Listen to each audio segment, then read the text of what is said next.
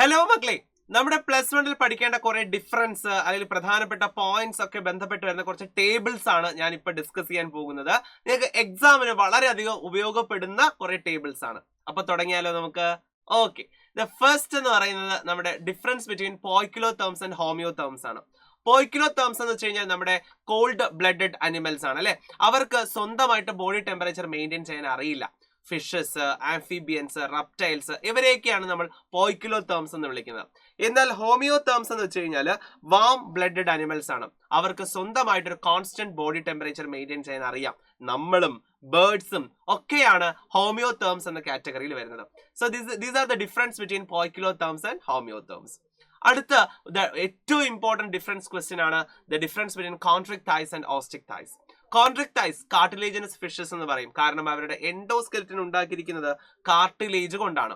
അവരുടെ mouth ventral സൈഡിലേക്ക് ഇരിക്കുന്നത് കൊണ്ട് വെൻട്രൽ മൗത്ത് ആണ്. അവർക്ക് കുഞ്ഞു മൈന്യൂട്ട് ആയിട്ടുള്ള പ്ലാക്കോയിഡ് സ്കെയിൽസ് ആണ്. അവർക്ക് എയർ ബ്ലാഡർ ഒന്നും ഇല്ല. അതുപോലെ ഗിൽ കവർ അഥവാ ഒപ്പർക്കുലോ ഇല്ല കേട്ടോ.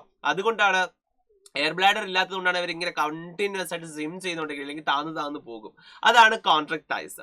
അതേസമയം ഓസ്റ്റിക് തൈസിലേക്ക് വരുമ്പോൾ അവരുടെ എൻഡോസ്കെലറ്റൻ ഉണ്ടാക്കിയിരുന്ന ബോൺസ് കൊണ്ടാണ്. അതുകൊണ്ടാണ് അവരെ ബോണി ഫിഷസ് എന്ന് വിളിക്കുന്നത്. അവരുടെ മൗത്ത് ഇരിക്കുന്നത് ഇങ്ങനെ അറ്റത്താണ്, ടെർമിനൽ മൗത്ത് ആണ് അവർക്കുള്ളത്. അവർക്ക് വലിയ സ്കെയിൽസ് ആണ്, സൈക്ലോയിഡ് സ്കെയിൽസ് എന്ന് പറയും. അവർക്ക് എയർ ബ്ലാഡറും ഉണ്ട്, അതുപോലെ തന്നെ ഒപ്പർക്കുലോ ഉണ്ട്. അതാണ് ഓസ്റ്റിക് തൈസ്. അപ്പൊ കോൺട്രിക് തൈസും ഓസ്റ്റിക് തൈസും തമ്മിലുള്ള ഡിഫറൻസ് വളരെ ക്ലിയർ കട്ട് ആയിട്ട് പഠിച്ചു വെക്കണം, എക്സാമിന് ചോദിക്കും. അടുത്ത ഇമ്പോർട്ടന്റ് ആണ് രണ്ട് തരം റെസ്പിറേഷൻ ഇൻ ഫ്രോഗ്. ഒന്ന് ക്യൂട്ടേനിയസ് റെസ്പിറേഷൻ, ഒന്ന് പൾമനറി റെസ്പിറേഷൻ. ക്യൂട്ടേനിയസ് എന്ന് വെച്ചാൽ സ്കിന്നിലൂടെ റെസ്പയർ ചെയ്യുന്നതാണ് ക്യൂട്ടേനിയസ് റെസ്പിറേഷൻ. അതുകൊണ്ടാണ് അവരുടെ സ്കിൻ നല്ല മോയിസ്റ്റ് ആയിട്ടിരിക്കുന്നത്. അവർ വെള്ളത്തിൽ കിടക്കുമ്പോഴും ഹൈബർനേഷൻ ചെയ്യുമ്പോഴും എസ്റ്റിവേഷൻ ചെയ്യുമ്പോഴും ഒക്കെ ഈ പറയുന്ന ക്യൂട്ടേനിയസ് റെസ്പിറേഷൻ ആണ്. പൾമനറി റെസ്പിറേഷൻ എന്ന് വെച്ച് കഴിഞ്ഞാൽ അവര് ലാൻഡിലായിരിക്കുന്ന സമയത്ത്, കരയിലായിരിക്കുന്ന സമയത്ത് റെസ്പയർ ചെയ്യുന്നതാണ് പൾമനറി റെസ്പിറേഷൻ ത്രൂ ലങ്സ്. ലങ്സിലൂടെ റെസ്പയർ ചെയ്യുന്നതിനെയാണ് പൾമനറി റെസ്പിറേഷൻ എന്ന് വിളിക്കുന്നത്. These are the two types of respiration in frog. ഇനി ഫ്രോഗിൽ തന്നെ നമ്മൾ നോക്കിക്കഴിഞ്ഞാൽ രണ്ട് തരം പോർട്ടൽ സിസ്റ്റം കാണാൻ സാധിക്കും. ഒന്ന് ഹെപ്പാറ്റിക് പോർട്ടൽ സിസ്റ്റം, രണ്ടാമത്തേത് renal portal system. Hepatic portal system എന്ന് വെച്ച് കഴിഞ്ഞാൽ നമ്മുടെ ലിവറും ഇൻഡസ്റ്റൈനും ഇടയിലുള്ള വീനസ് കണക്ഷനെയാണ് നമ്മൾ ഹെപ്പാറ്റിക് പോർട്ടൽ സിസ്റ്റം എന്ന് വിളിക്കുന്നത്. റീനൽ പോർട്ടൽ സിസ്റ്റം എന്ന് വെച്ച് കഴിഞ്ഞാൽ നമ്മുടെ കിഡ്നിയും ലോവർ പാർട്സ് ഓഫ് ദി ബോഡിയും തമ്മിൽ കണക്ട് ചെയ്യുന്ന വീനസ് കണക്ഷനെയാണ് നമ്മൾ പോർട്ടൽ സിസ്റ്റത്തെയാണ് റീനൽ പോർട്ടൽ സിസ്റ്റം എന്ന് വിളിക്കുന്നത്. ഈ രണ്ട് പോർട്ടൽ സിസ്റ്റമാണ് ആരിലുള്ളത്? ഫ്രോഗിൽ കാണപ്പെടുന്നത്. അപ്പൊ ഇതും ക്ലിയർ ആയിട്ട് പഠിച്ചു വെച്ചേക്കാം. അടുത്ത ഇമ്പോർട്ടന്റ് ആയിട്ടുള്ള ഒരു ടേബിൾ ആണ് നമ്മുടെ ഏറ്റവും വലിയ ടേബിൾ ആയിട്ടുള്ള ലിവിംഗ് വേൾഡിനകത്ത് നമ്മൾ പഠിക്കുന്ന മനുഷ്യന്റെയും ഹൗസ് ഫ്ലൈയുടെയും മാംഗോയുടെയും അതുപോലെ തന്നെ വീറ്റിന്റെയും എല്ലാ ടാക്സോണമിക്കൽ ഡീറ്റെയിൽസും ഉള്ള ഈ ഒരു ചാർട്ട്. മനുഷ്യന്റെ കേസിൽ നമ്മുടെ സയന്റിഫിക് നെയിം ഹോമോസാപ്പിയൻസ് ആണ്. നമ്മുടെ ജീനസ് ഹോമോ, ഫാമിലി ഹോമിനിഡേ, നമ്മുടെ order Primata, class Mammalia and phylum Chordata. ഇത് ക്ലിയർ ആയിട്ട് പഠിക്കണം, ഒരു കൺഫ്യൂഷനും ഉണ്ടാകരുത്. House fly Musca domestica. So genus ഏതായിരിക്കും? മസ്ക. അവരുടെ ഫാമിലി മസിഡേ. ഓർഡർ ഏതാ? രണ്ട് ചിറകുള്ളതായതുകൊണ്ട് ഡിപ്തേര. Class Insecta. ഫൈലം ഏറ്റവും വലിയ ഫൈലം ആർത്രോപോഡ. അടുത്തത് mango, Mangifera indica. So genus ഏതായിരിക്കും? മാഞ്ചിഫെറ. Family Anacardiaceae. ഓർഡർ എന്ന് പറയുന്ന സാപ്പിൻഡെയിൽസ് ആണ്. ക്ലാസ് ഡൈക്കോട്ടിലിഡനെയാണ്. ആൻഡ് ഇവരുടെ ഡിവിഷൻ എന്ന് പറയുന്നത് ആൻജിയോസ്പെർമയുമാണ്. അടുത്തത് വീറ്റ് ആണ്. വീറ്റിന്റെ scientific name Triticum aestivum. So genus ഏതായിരിക്കും? ട്രിറ്റിക്കം ആയിരിക്കും. ഫാമിലി പൊയേസിയെ ആണ്. ഓർഡർ പൊയേൽസ് ആണ്. മോണോകോട്ട് ആയതുകൊണ്ട് ക്ലാസ് മോണോകോട്ടിലിഡനെയാണ്. ആൻഡ് ഡിവിഷൻ എന്ന് പറയുന്നത് ആൻജിയോസ്പെർമ തന്നെയാണ്. സോ ഇതാണ് ആ 4 പേരുടെയും ടാക്സോണമിക്കൽ ഡീറ്റെയിൽസ്. ഇത് ക്ലിയർ ആയിട്ട് എന്ത് ചെയ്യണം? പഠിച്ചു വെക്കണം കേട്ടോ. അടുത്ത ഇമ്പോർട്ടന്റ് ആയിട്ടുള്ള ഒരു ടേബിൾ ഞാൻ ഇവിടെ കൊണ്ടുവന്നിരിക്കുന്നത് നമ്മുടെ റെസ്പിറേഷനുമായി ബ്രീത്തിങ്ങുമായി ബന്ധപ്പെട്ട 4 വോളിയംസും 5 കപ്പാസിറ്റീസുമാണ്. ആദ്യത്തെ വോളിയമാണ് ടൈഡൽ വോളിയം, നോർമലി ഇൻസ്പയർ ചെയ്യുന്ന അല്ലെങ്കിൽ എക്സ്പയർ ചെയ്യുന്ന വോളിയം. ഇതിന്റെ വാല്യൂ 500 ml ആണ്. ഇൻസ്പിറേറ്റഡ് റിസർവ് വോളിയം അഥവാ IRV എന്ന് വെച്ച് കഴിഞ്ഞാൽ നമ്മൾ ഫോഴ്സ് കൊടുത്ത് നമുക്ക് അകത്തേക്ക് എടുക്കാൻ പറ്റുന്ന അഡീഷണൽ വോളിയത്തെയാണ് നമ്മൾ IRV എന്ന് വിളിക്കുന്നത്. അതിന്റെ വാല്യൂ 2500 മുതൽ 3000 ml വരെയാണ്. എക്സ്പിറേറ്റഡ് റിസർവ് വോളിയം എന്ന് വെച്ച് കഴിഞ്ഞാൽ ERV എന്ന് വെച്ച് കഴിഞ്ഞാൽ ഫോഴ്സ് കൊടുത്ത് അഡീഷണലി കളയാൻ പറ്റുന്ന വോളിയത്തെയാണ് നമ്മൾ എക്സ്പിറേറ്റഡ് റിസർവ് വോളിയം ERV എന്ന് വിളിക്കുന്നത്. അതിന്റെ വാല്യൂ 1000 മുതൽ 1100 ml വരെയാണ്. അടുത്തത് റെസിഡ്വൽ വോളിയം. റെസിഡ്വൽ വോളിയം എന്ന് വെച്ച് കഴിഞ്ഞാൽ ആർ വി എന്ന് വെച്ച് കഴിഞ്ഞാൽ ഫോഴ്സ് കൊടുത്താൽ പോലും റിമാൻ ചെയ്യുന്ന വോളിയം ഓഫ് എയറിനെയാണ് നമ്മൾ ആർ വി എന്ന് വിളിക്കുന്നത്. അതിന്റെ വാല്യൂ 1100 മുതൽ 1200 ml വരെയാണ്. സോ ഇതാണ് 4 പ്രധാനപ്പെട്ട വോളിയംസ്. ഇതെല്ലാം ചേർന്ന് വരുന്നതാണ് കപ്പാസിറ്റീസ്. സോ ആദ്യത്തെ capacity inspiratory capacity T V plus I R V. അടുത്തത് expiratory capacity T V plus E R V. അടുത്ത ഫങ്ഷണൽ റെസിഡുവൽ കപ്പാസിറ്റി FRC. അത് കണ്ടുപിടിക്കുന്ന ഫോർമുല ERV പ്ലസ് RV ആണ്. അടുത്ത vital capacity T V plus I R V plus E R വിയെ വിളിക്കുന്ന പേരാണ് vital capacity. അടുത്തത് ടോട്ടൽ ലങ് കപ്പാസിറ്റി ആണ്. അത് എല്ലാ വോളിയം കൂടി ചേർത്ത് വെച്ചാൽ മതി. T V plus I R V plus E R V plus R V 4 volume കൂടി കമ്പൈൻ ചെയ്യുമ്പോഴാണ് ടോട്ടൽ ലങ് കപ്പാസിറ്റി ആകുന്നത്. സോ ഈ 4 വോളിയംസും 5 കപ്പാസിറ്റീസും ഉറപ്പായും പഠിച്ചു വയ്ക്കണം. എക്സാമിന് ഷുവർ ആണ് ഈ ഏരിയയിൽ നിന്നും ക്വസ്റ്റ്യൻ ചോദിക്കും. അടുത്ത ഇമ്പോർട്ടന്റ് ആയിട്ടുള്ളത് പലതരം WBCയും അവരുടെ ഫംഗ്ഷൻസും പെർസെന്റേജും ആണ്. ന്യൂട്രോഫിൽസ് ആണ് ഏറ്റവും കൂടുതൽ കാണപ്പെടുന്നത്. 60 to 65 അവരാണ് ഏറ്റവും കൂടുതൽ കാണപ്പെടുന്ന ന്യൂട്രോഫിൽസ് ആണ്. അവരുടെ ഫംഗ്ഷൻ ഫാഗോസൈറ്റോസിസ്, പിടിച്ചു തിന്നുക. ഇതേ ജോലി ചെയ്യുന്ന മറ്റൊരാൾ കൂടിയുണ്ട്, മോണോസൈറ്റുകൾ. അത് 6 to 8% ഉള്ളൂ. പെർസെന്റേജ് ഭയങ്കര ഇമ്പോർട്ടന്റ് അല്ല. ഏറ്റവും കൂടുതൽ ആരും കുറവായിരുന്നു ഓർത്ത് വെച്ചാലും മതിയാകും. മോണോസൈറ്റുകളും ഫാഗോസൈറ്റോസിസ് ആണ് ചെയ്യുന്നത്.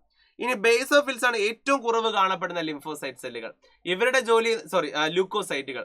ഇവരുടെ ജോലി എന്ന് വെച്ച് കഴിഞ്ഞാൽ ഇൻഫ്ലമേഷൻ റിയാക്ഷൻ ആണ്. ഹിസ്റ്റമിനൊക്കെ റിലീസ് ചെയ്യുക, ഇൻഫ്ലമേഷൻ നീര് വെക്കുക എന്നതൊക്കെ ബേസോഫിൽസിന്റെ ജോലിയാണ്.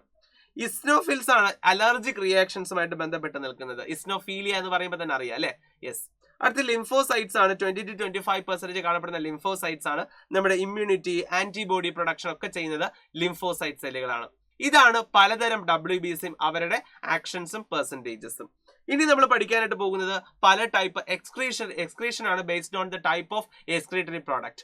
നൈട്രജനസ് വേസ്റ്റിന്റെ ബേസിസിൽ നമ്മൾ 3 ആയിട്ട് ക്ലാസിഫൈ ചെയ്യും. ഒന്ന് അമോണോടെലിക്. അമോണിയ എന്ന രൂപത്തിൽ എക്സ്ക്രീറ്റ് ചെയ്യുന്നവരെയാണ് അമോണോടെലിക് എന്ന് വിളിക്കുന്നത്. Examples Boney fishes, aquatic amphibians, aquatic insects, ഇതൊക്കെ അമോണോടെലിക് കാറ്റഗറിയിൽ വരും. ഏറ്റവും ടോക്സിക് ആണ് അമോണിയ. അതുകൊണ്ടാണ് ഏറ്റവും കൂടുതൽ വെള്ളം അത് റിമൂവ് ചെയ്യാൻ ആവശ്യം വരുന്നത്. അടുത്തത് യൂറിയോടെലിക്. നമ്മളെ പോലുള്ളവർ യൂറിയ എന്ന ഫോമിൽ എക്സ്ക്രീറ്റ് ചെയ്യുന്നവർ. Mammals, terrestrial amphibians, marine fishes ഒക്കെ ഈ ഒരു കാറ്റഗറിയിലാണ് വരുന്നത്. അടുത്തത് യൂറിക്കോടെലിക് ആണ്. യൂറിക് ആസിഡ് എന്ന ഫോമിൽ എക്സ്ക്രീറ്റ് ചെയ്യുന്നവരെയാണ് യൂറിക്കോടെലിക് എന്ന് വിളിക്കുന്നത്. ഏറ്റവും കുറവ് വെള്ളം മതി, കാരണം ഏറ്റവും ലീസ്റ്റ് ടോക്സിക് ആണ് uric acid. Birds, land snails, insects, reptiles ഒക്കെ ഈ ഒരു കാറ്റഗറിയിലാണ് വരുന്നത്. ഇത് വളരെ ഇമ്പോർട്ടന്റ് ആയിട്ടുള്ള എക്സ്ക്രീഷനിൽ ചോദിക്കുന്ന ഭയങ്കര ഇമ്പോർട്ടന്റ് ക്വസ്റ്റ്യൻ ആണ്. എക്സാമ്പിൾസ് തിരിഞ്ഞു പോകരുത്. എക്സാമ്പിൾ ക്ലിയർ ആയിട്ട് പഠിച്ചു വെക്കണം കേട്ടോ. അടുത്തത് നമ്മുടെ ടൈപ്പ് ഓഫ് മസിൽസ് ആണ്. നമുക്ക് 3 ടൈപ്പ് മസിൽസ് ആണ് ഉള്ളത്. Skeletal muscle, visceral muscle, cardiac muscle. Skeletal muscle എന്ന് വെച്ച് കഴിഞ്ഞാൽ നമ്മുടെ സ്കെൽറ്റൽ സിസ്റ്റത്തിനോട് ചേർന്ന് കാണപ്പെടുന്നതാണ്. ഇതില് സ്ട്രയേഷൻസ് ഉണ്ടാകും, വരകൾ ഉണ്ടാകും. അതുകൊണ്ട് സ്ട്രയേറ്റഡ് മസിൽ ആണ്. പിന്നെ നമുക്ക് തന്നെ കൺട്രോൾ ചെയ്യാൻ പറ്റും. So it is A voluntary muscle. അതേസമയം വിസറൽ മസിൽ എന്ന് പറയുന്നത് വിസറൽ ഓർഗൻസ്, നമ്മുടെ ഇന്റേണൽ ഓർഗൻസിലാണ് അത് കാണപ്പെടുന്നത്. നമ്മുടെ ഡൈജസ്റ്റീവ് സിസ്റ്റത്തിൽ ഒക്കെ ആയിട്ടാണ് അത് കാണപ്പെടുന്നത്. അതിന് പക്ഷേ സ്ട്രയേഷൻസ് ഇല്ല. So they are called smooth muscles എന്ന് വിളിക്കുന്നുണ്ട്. പക്ഷെ അത് കൺട്രോൾ ചെയ്യാൻ നമുക്ക് സാധിക്കില്ല, നമ്മുടെ കൺട്രോളിലല്ല അത്. So they R involuntary muscles. അടുത്തത് കാർഡിയാക് മസിൽസ്. പേര് സൂചിപ്പിക്കുന്ന പോലെ തന്നെ ഹൃദയത്തിലിരിക്കുന്ന മസിലാണ്, ഹൃദയം ഉണ്ടാക്കിയിരിക്കുന്ന മസിലാണ് കാർഡിയാക് മസിൽസ്. ഹാർട്ടിലാണ് അത് കാണപ്പെടുന്നത്. പക്ഷെ ഇതിൽ സ്ട്രയേഷൻസ് ഉണ്ട്. പക്ഷെ നമുക്ക് കൺട്രോൾ ചെയ്യാൻ പറ്റുമോ? ഇല്ല. So it is involuntary muscles ആണ് നമ്മുടെ ഈ കാർഡിയാക് മസിൽ എന്ന് പറയുന്നത്. So these are the 3 types of muscles. അപ്പൊ ആ ഒരു ക്ലാസിഫിക്കേഷൻ നന്നായിട്ട് തന്നെ പഠിച്ചു വെക്കണം കേട്ടോ.